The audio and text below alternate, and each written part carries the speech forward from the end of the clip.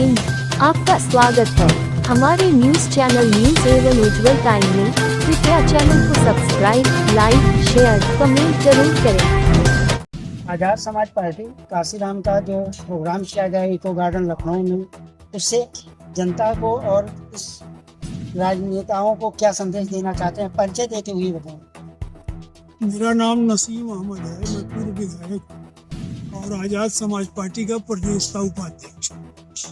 मैं ये जो प्रोग्राम हो रहा है, ये जो पिछड़ों के साथ धोखा हुआ, जिस पर बीपी सिंह ने अपनी कुर्बानी दे दिया, अपनी कुर्सी कुर्बान कर दिया, पार्लियामेंट में मंडल कमीशन की सिफारिशों को लागू किया और उसको आज तक कम्प्लीमेंट्स नहीं हो रहा है, तो उसी को लागू कराने के लिए ये आजाद समाज पार्टी कांसीराम चंद्रशेखर आजाद के नेतृत्व में ये धरना दे रही है। इसका मेन मकसद यही है कि मंडल कमीशन की जो सिफारिशें उसको लागू किया जाए, अक्षरशः उसका पालन हो। मेन बात यह है जिसमें पिछड़ों को हक और अधिकार मिलेगा। पिछड़ों के बच्चे भी IAS, IPS, PCS, doctor, engineer बनेंगे। इसी बात के लिए हो रहा है मूवमेंट। और क्या विधायक बताइए कौन सी सिफारिशें हैं जो लागू नहीं हुई है मंडल कमीशन की? मंडल कमीशन तो कुछ सिफारिशें 1992 में लागू हो गई थी, तब बहुत सारा आंदोलन हुआ था और कमंडल की राजनीति निकल के आई थी। तो वो कौन सी सिफारिशें हैं जिनको आंदोलन हो रहा है? तो एक बीपीसी का नाम ले लीजिए जो पिछड़ा है, किसी भी वाइस चांसलर का आप नाम बता दो जो पिछड़े वर्ग का हो, किसी भी सुप्रीम कोर्ट के जज का नाम बता दो जो पिछड़े वर्ग का हो। कहाँ लागू हुआ? कुछ लागू हुआ? खाली चुनचुना थमाया गया। ये 27% की जो आरक्षण है शिक्षा के योगदान में, मंडल कमीशन के आयोग आने के बाद ही लागू हुआ है। कुछ नहीं, सिर्फ वैसे लागू करके छोड़ दिया गया। तो ठंडे बस्ते में तो बीपी सिंह ने लागू किया, दूसरे का क्या रोल? वही चीज मैं बता रहा हूँ आपको। उसको बीपी सिंह ने, माननीय बीपी सिंह ने कोट हम लोग बधाई दे रहे हैं। वही मैं पूछ रहा हूँ आपको विधायक जी कि अभी वो कौन सी मांगे हैं जिनको लेके यहाँ पे हम धरना दे रहे हैं? उस तमाम मांगे हैं, जब पढ़िएगा मंडल कमीशन को तब न समझ में आएगा। आप बताइए ना। मैं सब रख के रखा तो नहीं हूँ, सही बोलूंगा। मैं सारी सिफारिशें नहीं लेकिन बैठा हूँ, लेकिन उसका अक्षरशः पालन होना चाहिए। वो पूरी तरह से लागू होनी चाहिए। और जिस तरह से दलितों को 22% आरक्षण मिल रहा है, उसी तरह से पिछड़ों को भी आरक्षण मिलना चाहिए। मेन डिमांड हमारी। तो जाति और आरक्षण के नाम पे जो है, जाति और धर्म के नाम पे आरक्षण मिलना चाहिए या फिर आर्थिक आधार? देखिए, जब तक सामाजिक गैर बराबरी है तब तक जाति आरक्षण की आवश्यकता। जब सामाजिक गैर बराबरी दूर हो जाएगी ना, तब जाकर के आर्थिक आधार लागू हो। नहीं, अगर अच्छी शिक्षा हो तो जो पढ़ेगा वही फिर जाके अच्छे क्वालिफाई करे, तो हर जाति का बच्चा जो है वो तो बड़े कंपटीशन को शिक्षा की क्या हालत है आपको दिखाई नहीं दे रहा है? तो उनका बच्चा कहाँ पढ़ता है? प्राइमरी स्कूल में। किस गरीब के बच्चे में दम है कि कन्वेंट में पढ़ा लेगा? बताइए, लोरेटो में किसका एडमिशन होता है? ये तो नहीं बताइए। थोड़ा समाज के भी ऐसे परिवार है जिनके बच्चे एडमिशन नहीं करवा पाते। तो पढ़ पाएगा, शिक्षा से भी रोका जा रहा है। नहीं, वो शिक्षा भी समाप्त करने की तैयारी है। आरक्षण का आधार जाति होना चाहिए या समाज या मतलब आर्थिक? जब तक सामाजिक परिवर्तन नहीं हो जाता तब तक जाति व्यवस्था पर आरक्षण होना चाहिए। सर, देश को आजाद हुए लगभग काफी दिन हो गए और आज तक मतलब हम इसी जातियों पे उन्हीं बातों पे उलझे हुए हैं। इसलिए जाति का कब्जा हो गया, सिर्फ सवर्ण जात का कब्जा हो गया सरकार पर। 85% वंचित है, 15% मलाई खा। अभी राष्ट्रपति नहीं विधायक जी, अभी राष्ट्रपति किस वर्ग से आती?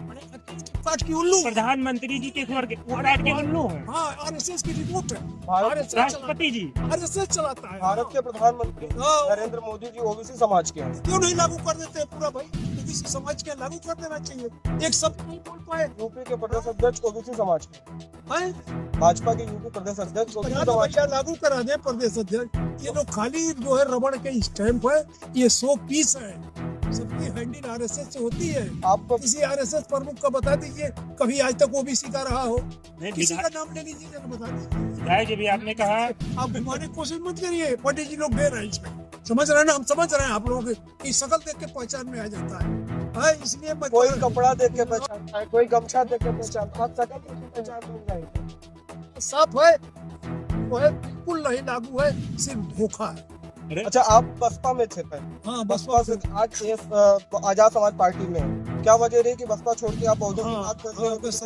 बहुत आजाद समाज पार्टी बहुत अच्छा है। जब बसपा की बहन मायावती जी आरएसएस के कब्जे में चली गई, आरएसएस के कब्जे में चली गई, तो हम लोगों ने बसपा छोड़ दिया।